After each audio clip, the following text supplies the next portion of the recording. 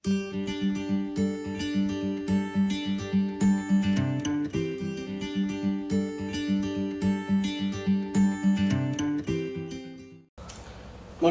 umaga po sa inyong lahat mga kapatid. Muli kami ay nakapasalamat sa inyo sapagkat kayo ay nakikinig sa ating gawain, ang online ministry, prayer covenant and devotion, na ito ay magbibigay sa atin ng katiyakan ng buhay, ang salita ng Diyos, lalo na po sa panahong ito na mayroon po tayong salot sa ating bansa at yun naman sa buong mundo. Ngunit hindi po mapipigilan ng COVID-19 ang ating panampalataya sapagkat mayroong Diyos na kumikilos sa atin at tayo ay binigyan ng kalayaan na magkaroon ng ganitong gawain. Awitan po natin ang Panginoon ng isang magandang awit, Jesus, I Need You. Oh, be my anthem, Lord, when the world has fallen quiet. You stand beside me, give me a song in the night. Jesus, I need you every moment. I need you. Hear now this grace-brought heart sing out your praise forever. Beauty for ashes, you'll find the weak and contrite heart. Shoulder its burdens and carry it into the light. Jesus, I need you every moment. I need you. Hear now this praise, both heart sing out your praise forever. Remember love, remember mercy. Christ before me, Christ behind me. Your loving kindness has never failed me. Christ before me, Christ behind me. Remember love, remember mercy. Christ before me, Christ behind me. Your loving kindness has never failed me. Christ before me, Christ behind me. Remember love, remember mercy. Christ before me, Christ behind me. Your loving kindness has never failed me. Christ before me, Christ behind me.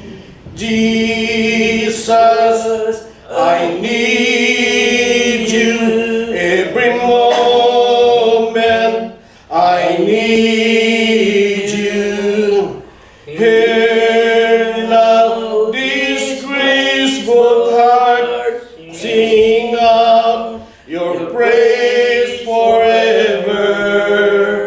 Beauty for ashes, you find a weak and contrite heart. Shoulder its burdens and carry it in the light. Jesus, I need you every moment. I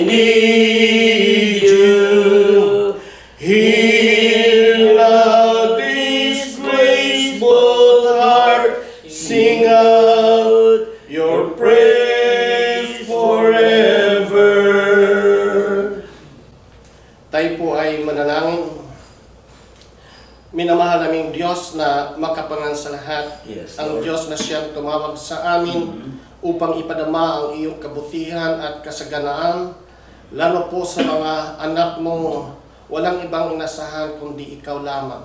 Panginoon, sa oras na ito, O Diyos, naway ito'y maging makabuluhan lalo po sa mga nakikinig, at ang iyo nawang nais na ipagawa sa amin ay magawa po namin na i-transmit ang iyong banal na salita lalo po sa aming mga kapatid, mga miyembro ng St. Paul United Methodist Church, at gayon din po, Panginoon, sa lahat ng mga tao kung saan man sila naroon.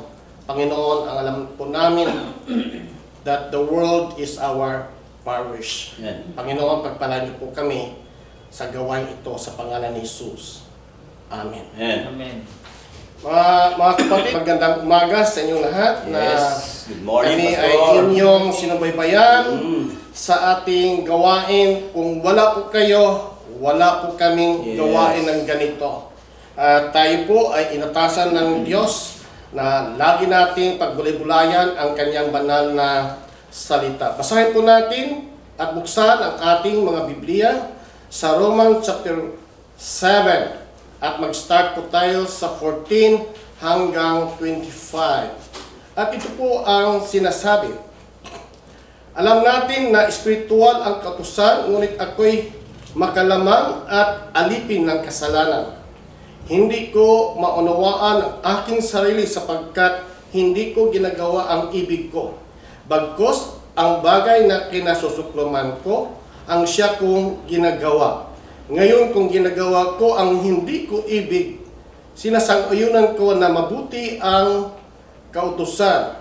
Kaya hindi na ako ang may kagawa niyon, kundi ang kasalanang nanahan sa akin. Alam kong walang mabuting bagay na nanahan sa aking ibig kong sabihin sa aking katawang makalaman. Kayang kaya kong magnasa ng mabuti, hindi ko lang magawa ang mabuting ninasa ko. Sapagkat hindi ko ginagawa ang mabuting ibig ko, kundi ang masamang hindi ko ibig ang siya kong ginagawa. Kung ginagawa ko ang hindi ko ibig, hindi na ako ang may kagawan nito, kundi ang kasalanang nanahan sa akin. Ito ang natuklasan ko. Kapag ibig kong gumawa ng mabuti, ang masama ay malapit sa akin. Sa kaibuturan ng aking puso, ako'y nalulugod sa kautusan ng Diyos. Subalit naramdaman kong may ibang tuntunin sa mga bahagi ng aking katawan, at ito'y salungat sa tuntunin ng aking isip. Dahil dito ako'y naalipin ng kasalanang nanahan sa mga bahagi ng aking katawan. Kabag-habag ang kalagayan ko. Sino ang magliligtas sa akin sa katawang ito na nagdudulot sa akin ng kamatayan? Ang Diyos sa pamagitan ni Jesucristo na ating Panginoon. Salamat sa Kanya ang kalagayan ko. Sa pamagitan ng aking isip, sumusunod ako sa kautusan ng Diyos. Ngunit sa pamagitan ng aking katawang makalaman, ako'y sumusunod sa tuntunin ng kasalanan. Pinagpala po tayo ng Diyos sa pagkabasa ng Kanyang banal na salita. Amen. Mga kapatid, itong ating aralin ngayon ay nagbibigay sa atin ng larawan. At ito ay sapat upang malaman natin na mayroon pa tayong katangian ng ating buhay na tinatawag na sinful nature. Alam ba ninyo na noong mga nakaraang araw pinag-aralan natin ang sulat ni Pablo sa mga taga-Roma? Ito ay isang kumplitong doktrina na binibigay sa atin. Lalo na po sa chapter 4, mga kapatid, ito yung salvation na hindi sa pamagitan ng ating mga gawa, kundi ito ay kaloob ng Diyos. Chapter 5, ito yung salvation through justification. Chapter 6, tayo ay pinakawalan ng Diyos mula sa kapangyarihan ng kasalanan, salvation from the power of sin. At dito sa chapter 7, ipinapakita ni Apostol Pablo na ang sinumang nanangan sa kautusan ni Moises ay walang kaligtasan sapagkat mayroon tayong sinful nature. Mayroon po tayong minamana na kasalanan mula kay Adan na nanirahan pa rin sa ating buhay. Anong ibig sabihin ni Apostol Pablo sa chapter 7? Ang ibig sabihin, mga kapatid, ang sinumang umaasa sa kautusan ni Moises ay nasa sumpa sapagkat hindi lahat ay makakasunod sa kautusan ni Moises. Meron tayong 613 na kautusan na ibinigay ng Diyos sa lumang tipan sa pamagitan ni Moises. At para sa mga Hudyo, mga kapatid, tayo ay sila ay maliligtas lamang kapag sila ay sumunod sa kautusan.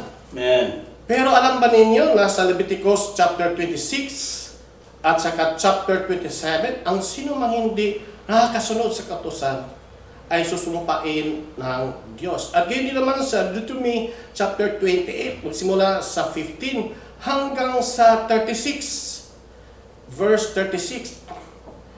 Sinusumpa ng Diyos ang mga taong hindi sumusunod sa kautusan. Kaya sabi ni Apostol Pablo, kawawa naman ako.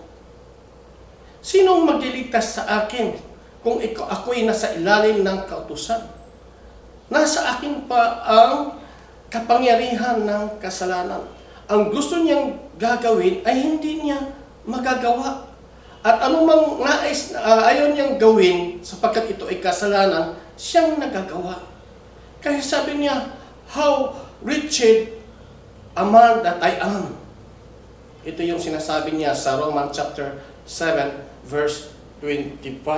Kaya kawawa yung mga Hudyo, lalo po yung mga umaasa sa pagsunod sa kautusan. Sapagkat sila ay mapapahamak. The wages of sin is death or curse, a curse, sumpa. At tayo ay susumpain dahil kailangan na sundin mo ang kautusan. 613 yan.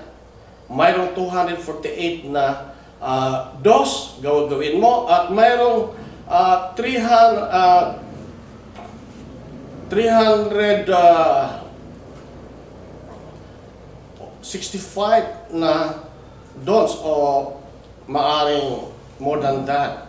So, ibig sabihin, kawawa tayo sapagkat sabi ni Apostol Pablo sa Romans chapter 3, ang lahat ay nagkasala at hindi nakakaabot sa kalwatian ng Diyos. Bagamat tayo mga kapatid, pinabanal ng banal na Espiritu at tayo ay naging banal. At ayon kay Apostol Pablo, ang tawag sa atin ay mga banal sa Roma. Tayo ay mga pinababanal ng banal na Espiritu, pero tayo ay nagkasala. At ito ang sinasabi ni John sa 1 John chapter 1, verses 8 and 10. Na kapag sinasabi natin na tayo ay walang kasalanan, dinadaya natin ang ating mga sarili at ginagawa nating sinungaling ang Diyos. Ang ibig sabihin, kahit ang mga Kristiyano ay santo, sila rin ay sinners. Sapagkat mayroon tayong minana na mula sa ating ninuno na si Adan. At ang sabi ni Apostol Pablo dito sa verse 18, alam kong walang mabuting bagay na nasa akin. Ibig kong sabihin sa aking katawan na makalaman, kayang-kaya kong magnasa ng mabuti. Hindi ko lang magawa ang mabuting ninasa ko. Sapagkat hindi ko ginagawa ang mabuting ibig ko, kundi ang masamang hindi ko ibig ang siya kong ginagawa. Kung ginagawa ko ang hindi ko ibig, hindi na ako ang may kagawa nito, kundi ang kasalanang nanahan sa akin. Ina-affirm ni Apostol Pablo na tayo mga Kristiyano na pinabanal ng Diyos pamagitan ng dugo ng ating Panginoong Kristo at gayon din sa kapangyarihan ng banal na Espiritu. Tayo pa rin ay sinners. We are not perfect. We are just forgiven by God because of our faith in Jesus Christ. Kaya kahabag-habag tayo. Sino na lang ang makapagliligtas sa atin? Alam ba ninyo na tayo, itong ating bibig, di ba? Lagi tayong sumisigaw. Hallelujah! Praise the Lord! Pero minsan ginagamit din ang ating mga bibig sa pangalait sa ating kapwa. At minsan sinasaktan natin ang damdamin ng ating kapwa sa pamagitan ng ating bibig. At minsan sumasayaw tayo at kinaway-kaway natin ang ating mga kamay at pinupuri natin ang Diyos. Kaya lang minsan ang ating mga kamay kapag mayroong pangailangan ang iglesia, ito ay maikli at parang hindi kayang ibigay ang pangailangan ng iglesia, lalo na po sa mga nangailangan ng ating mga kapatid na salat sa buhay. At minsan, pag nasa church tayo, napakaamo natin. Pero kapag nagalit tayo, para tayong si Incredible Hulk, na para na pag nagalit tayo, parang monster, pangit na pangit ang ating mga mukha kasi nagalit na tayo. Pero kapag wala na yung galit, naging maamo tayo. Yung si Incredible Hulk, kapag maamo na siya kapag siya ay hindi na galit. What is wrong with us? We do what we don't want to do. Verse 15. Why? Because of the power of sin na nasa ating buhay. Ito 17, 18, and 20. According to Paul, human nature is under the power of sin and each person is the victim of original sin. If we live according to human nature, we sin and we will die in our sin sapagkat the wages of sin. Number 2, we don't do what we want to do. Why? Our better selves want to do right. Ito yung sinasabi sa verse 22. Sabi ni Pablo, alam ko na ang lumang tipan yung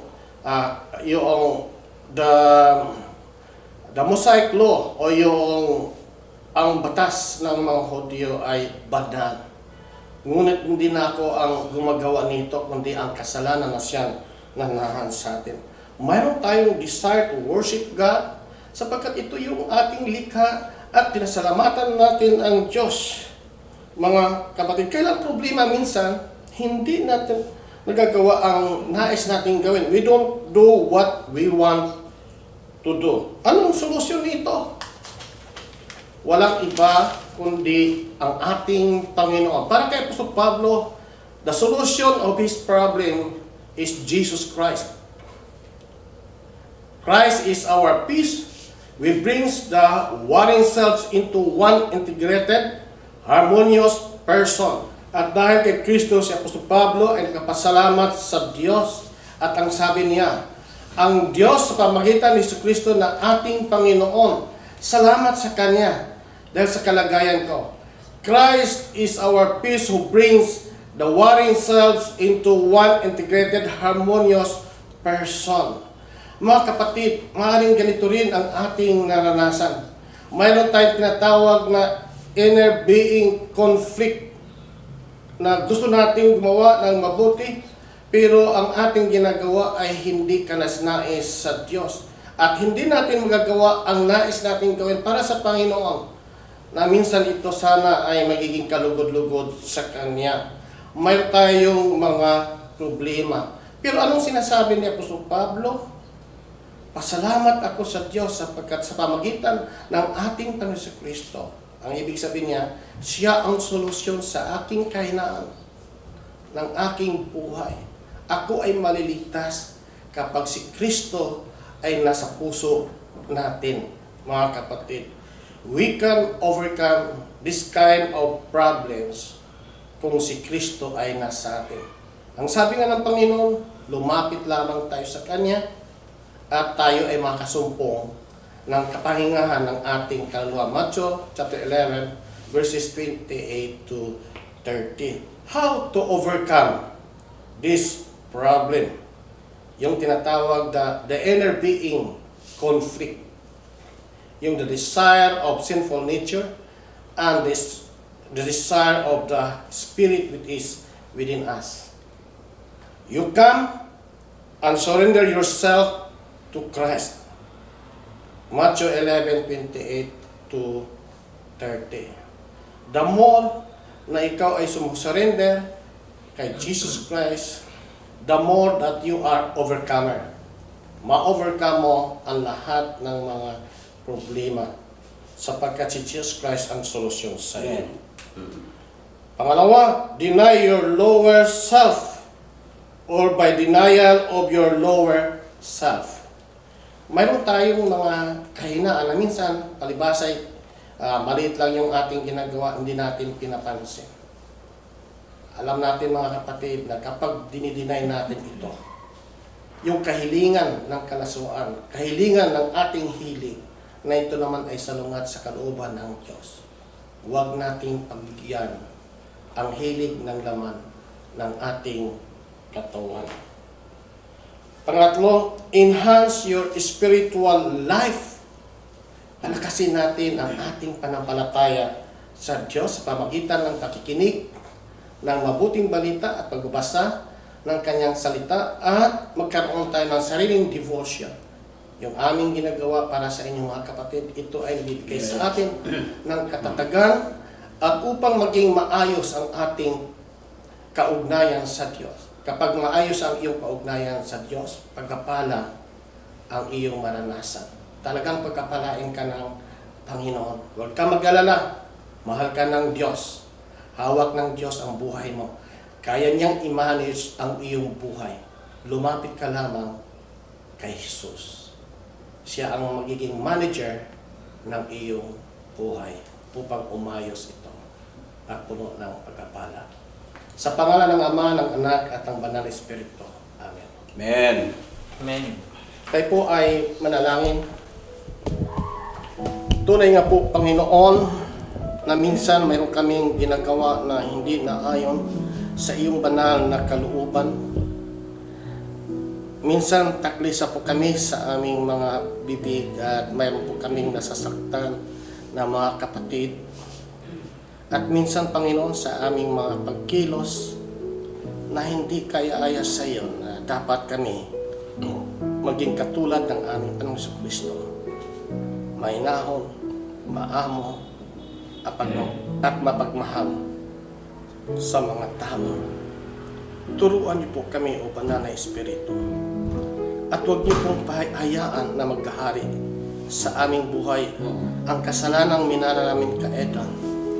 At hayaan niyo po ang iyong banal na kalooban ang siyang masusunod upang magkaroon ng katiwasayan ang aming buhay.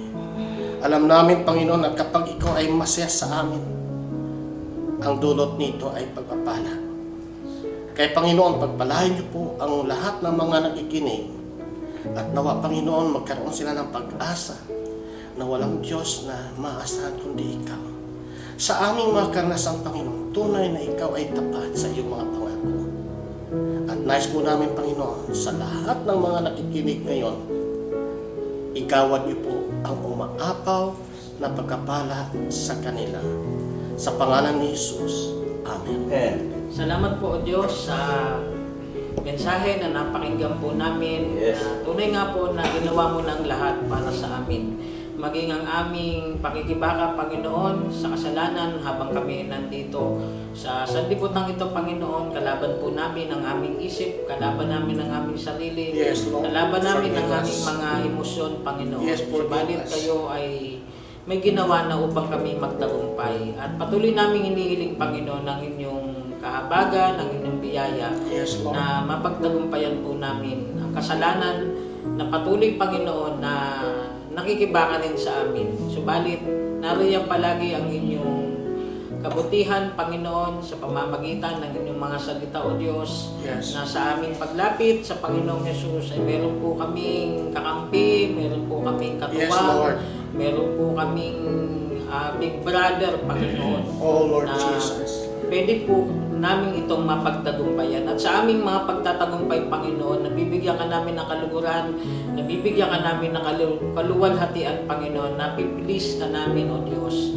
Kaya sa ganitong diwa, Panginoon, sa mga panahon na ng ganitong kalagayan po namin, wala nang ibang nangingibabaw pa kundi ang mga salita mo. Yes, Na Jesus. patuloy namin itong pinagyayaman at ginagamit, Panginoon, upang maging pagpapala sa aming sarili, maging pagpapala sa aming pamilya, maging pagpapala para sa aming kapwa, O Diyos. Pulihin ka at pinasasalamatan ka namin sa patuloy na pag-abot mo sa amin sa pamamagitan ng inyong mabuting balita. Alang-alang kay Jesus na aming Diyos, dalangin po namin Yes. na patuloy ito. Amen. Amen. Patuloy ka namin pinupuri at pinapasalamatan sa oras na ito, Panginoon. Sabi nga sa James na ang dila ay pinakamaliit na bahagi ng katawan, pero malaking sunog na nagagawa, Panginoon, ang aming dila. Nakakapagsalita kami ng hindi maganda sa aming kapwa. Kami po ay patawarin mo, Panginoon. At sa umaga pang ito ay tinataas po namin ang aming pagpapasalamat sa iyo dahil napakadakila mo sa amin, O Panginoon. Sa kabila ng mga karanasan namin ay nangungusap ka pa rin sa amin, Panginoon. Salamat po at ginabayan mo po kami nitong kahapon sa amin pong pagpunta sa kanyang check-up. Salamat po, Diyos, dahil sabi nga ay all things ay nagiging mabuti dahil sa iyong kabutihan sa amin, Panginoon. Bagamat may mga hamon ng buhay, Panginoon, alam po namin na mapagtatagumpayan po namin ito. Kaya sa umagang ito, Panginoon, dalangin ko ang may mga karamdaman, si Ate Baby, na nawa ay patuloy mo na pong alisin yung bato sa kanyang tiyan. Yes. At si Kuya Dante Tobera, Panginoon, ibuhin mo po siya ng may mapagpalang kamay. Yes. Dahil alam po namin, Panginoon, na ikaw ang Diyos na hindi nagbabago ngayon, bukas magpakailanman. Kung paano mong pinagaling ang mga pilay, pinalakad mo ang mga bulag, nagkaroon ng nakakita, Panginoon. Alam ko po, Panginoon, na pagagalingin mo po ang aming mga kapatid na ito na sinasama namin ngayon sa panalangin. Dahil alam ko, Panginoon, sa aming pananampalataya sa iyo, subok ka na, Panginoon, sa aming buhay, na anuman ang aming hilingin sa iyong pangalan ay ipagkakaloob mo po sa amin. Kaya, Panginoon, patuloy kaming nananampalataya at umaasa na hindi mo kami bibiguin sa aming mga kahilingan sa iyo sa oras na ito, lalo na po mga kapatid namin ito, na patuloy na pagalingin mo, hipuin mo po sila ng iyong makapangyarihang kamay upang sa iyong paghipo ay makadama sila ng kagalingan. Kaya Panginoon, dalangin ko po na yung mga miyembro pa namin na hindi namin alam kung anong kanilang kalagayan, kung sila man po ay may mga karamdaman din, Panginoon. Sa oras na ito, Panginoon, dinadalangin po namin na sila ay bigyan mo ng kagalingan In the na name mula of sa our iyo. Lord Jesus Lord Christ. Jesus, you are the greatest physician. Yes, Lord. We believe in your name. We believe, Lord. So Lord, nawa ay pagalingin mo po sila. In Yes. Jesus' name we pray. Amen. Amen. Patuloy dakila naming Panginoong Diyos na sa inyo naming ibinabalik ang aming pagdakila, ang aming pagsamba, ang aming pagpuri sa iyong bugtong danak na si Jesucristo na isinugo mo para sa amin. Para siya mismo, O Diyos, ang maging kaagapay at kasalamuhan namin sa mga panahon na meron kaming mga suliranin at problema sa buhay. Sa mga bagay na meron kaming alinlangan, kung paano namin gawin ang nararapat para lalo naming patuloy na may patunayan sa inyo kung gaano kalaki ang aming pag-ibig at pagmamahal. Hindi ang mga kalagayan ng bayan ang siyang humihila sa amin, ang siyang magiging dahilan para hindi kami magtagumpay. Batid namin, Panginoon, na ang pananampalataya na taglay namin sa iyong bugtong na anak, ikaw na Diyos, ikaw na makapangyarihan, ikaw na aming Panginoon. Sa pasimula pa lamang ay gumawa ka ng kaparaanan at ginawa mo nga ang kaparaanan para yung mga pagsubok na dumating sa amin, anumang klase ng pagsubok, pagdating sa buhay namin, alam namin meron ng kaagad solusyon. Ang tanging magagawa lamang namin o Diyos ay ang magiging tapat kami sa inyo. Panghawakan namin ang iyong mga salita. Panghawakan namin ang iyong mga pangako sa amin. Umalis kami sa mga kasalanan na kinalalagyan namin, katulad ng mga salita na narinig namin. Yung mga kasalanan na minana namin, dakila namin, Panginoong Diyos, ay huwag manatili sa puso at sa buhay namin, kundi ang manatili sa amin ay ang pagdating ni Kristo, grasya ang kanyang pagdating. Wala nang dati naming pagkatao, wala nang mga kasalanan sa buhay na ito, kundi ang nasa amin. Walang iba, kundi si Kristo. Patatagin namin ang aming pananampalataya para kami ay magtagumpay sa aming buhay. And as we close this prayer covenant today, dear Lord, I declare that the blessing be upon us, a blessing of peace, a blessing of love, a blessing of your protections, a blessing of your healing mercy to those who have sicknesses in their lives, and most especially a blessing of your wisdom, so that we will continue to serve your name, we will continue on the journey of faith together with the Lord Jesus Christ in our midst. Ito po ang aming panalangin sa pangalan ni Kristo na aming Panginoong Diyos. Amen. Amen.